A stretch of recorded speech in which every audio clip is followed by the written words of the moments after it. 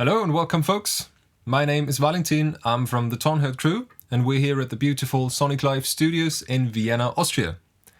Recently, we got a question about Nashville Tuning, what that is and how it works. And because we've used that on many records so far, I thought we might just do a quick video on that.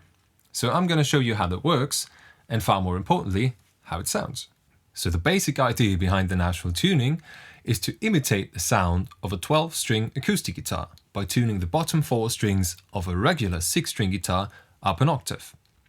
So why wouldn't we just use a 12-string acoustic guitar? Well, I think we all love 12 strings because they add a very special fatness and wideness and brightness to any kind of song. But they come along a bit unhandy. They're not as versatile in terms of playability as 6-string guitars are, especially when you do fingerpicking stuff. And also, later on in the mix, you can run into some trouble with that low mid frequencies and low frequencies when you layer a lot of acoustic guitars over each other. And furthermore, if you don't already have a 12-string acoustic guitar, you don't need to buy or borrow one. All you're going to need for this is a set of strings for a 12-string acoustic guitar, a regular 6-string acoustic guitar, and that's it. Alright, let's dive right into it. So what I have here is a track that so far only has some drums and bass on it. Sounds like this.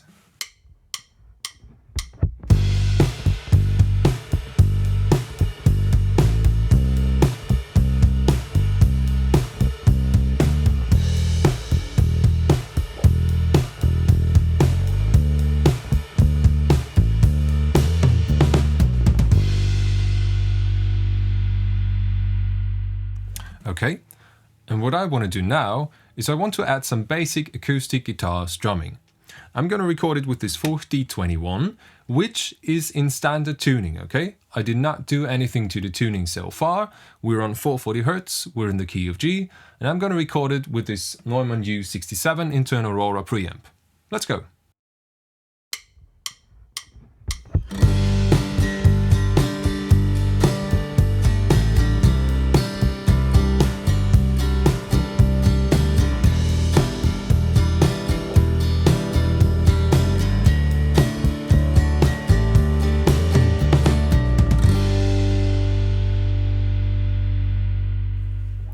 Okay, and I want to have that in stereo later on, so I'm going to record the exact same thing once again and pan it hard left and hard right afterwards.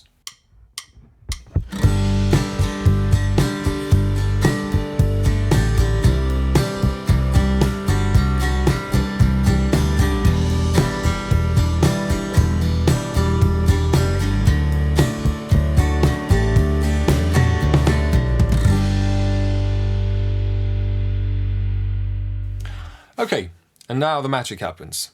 We're going to come to the Nashville Tuning now. So I'm going to put this guitar away for the moment.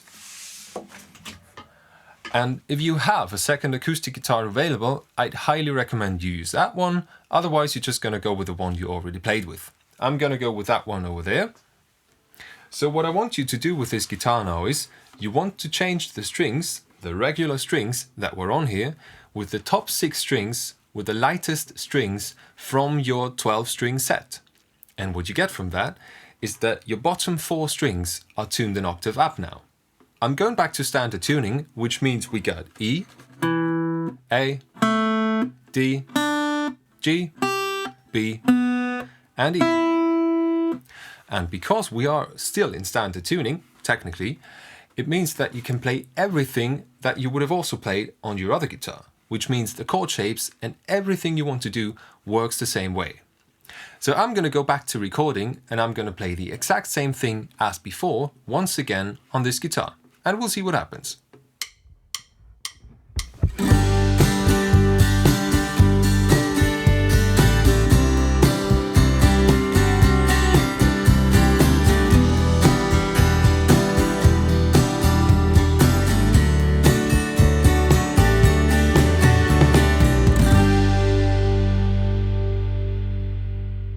And same thing, I would like to have them left and right panned later on in the mix, so I'm going to play the exact same thing once again.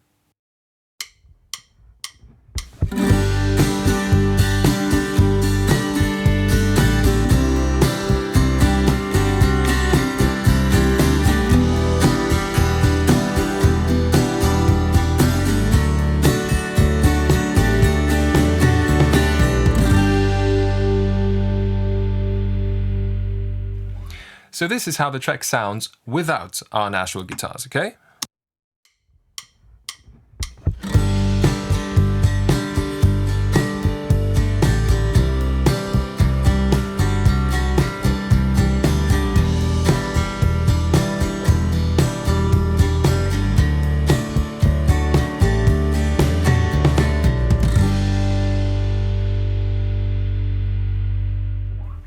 And now we're going to listen to the track with our Nashville guitars.